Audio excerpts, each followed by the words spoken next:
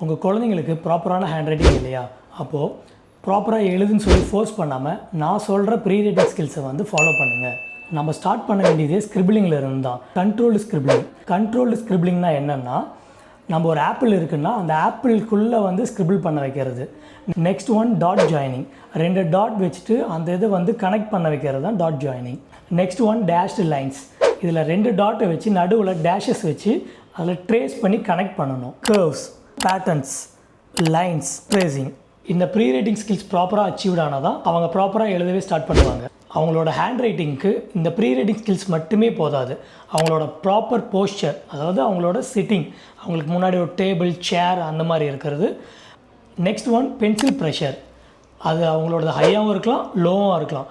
அதையும் நாம் வந்து பார்த்து நம்ம ப்ராப்பர் பண்ணணும்.